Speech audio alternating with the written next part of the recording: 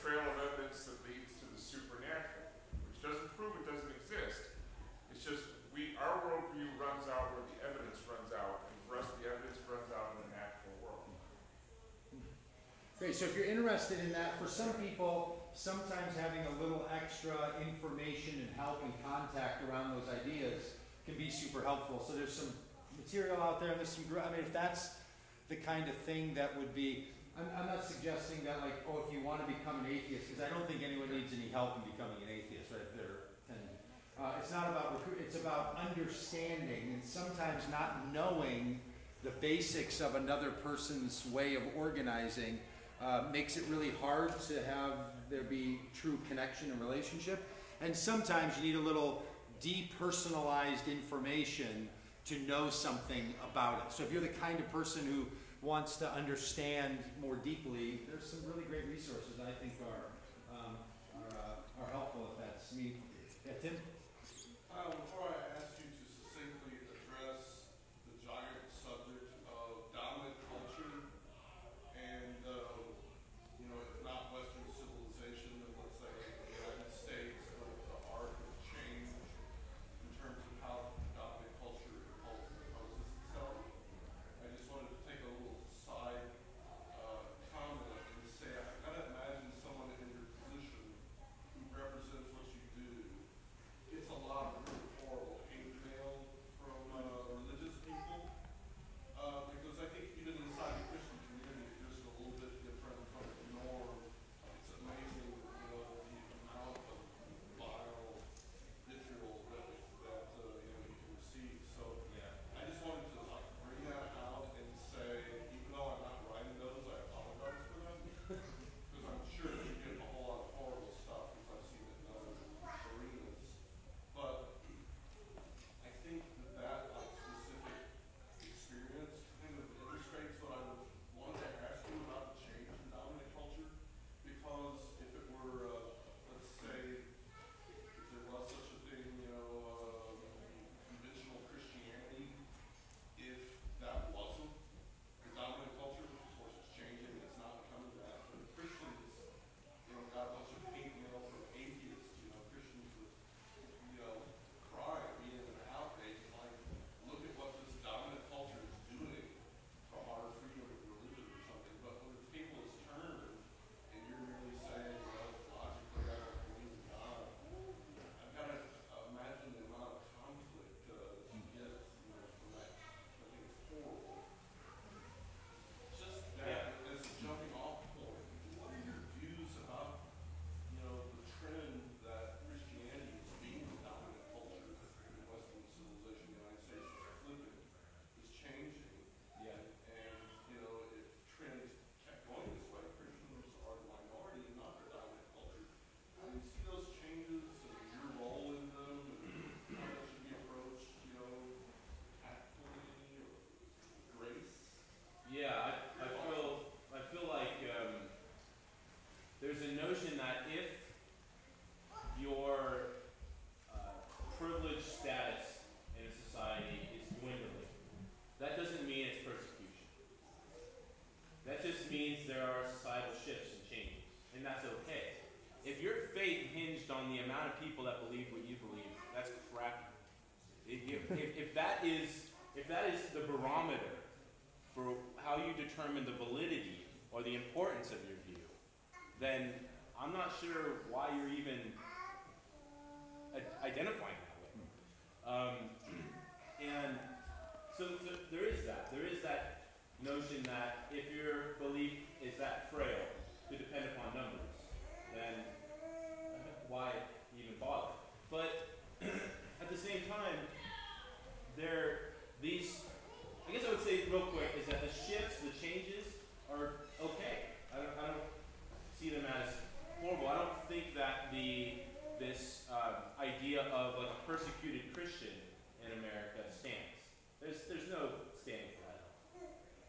If anything, it's been such the dominant culture for such a long time that even changing it in a teeny bit is such a, like, people are losing their foothold, right? Their grasp, their cultural influence.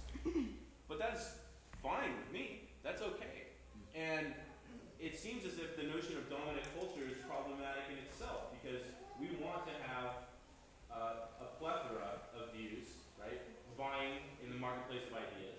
We don't want to have this dominant thing. I mean, we've seen what has happened with theocracy. We've historically seen what has happened when one group of people imposes its views and power over others.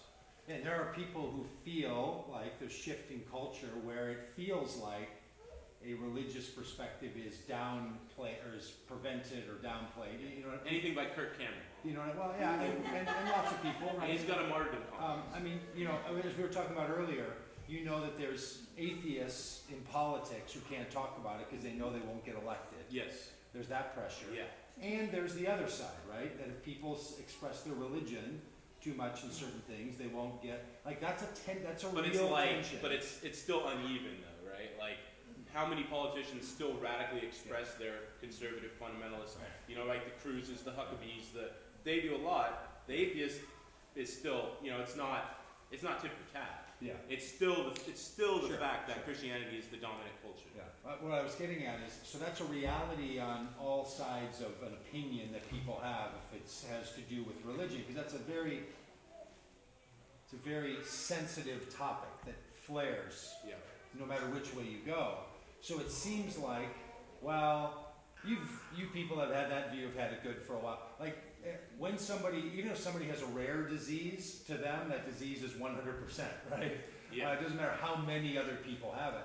So when people feel this like additional pressure to not talk about how they view the world, that gets to be dangerous. That sort of seems like it should be owned by all of us, right? Like one of the reasons I think it's good to have like an interview an atheist at church day is that as religious people, we should raise our ability and sensitivity to talk with people who differ from us in the environments that are most precious to us as a religious community.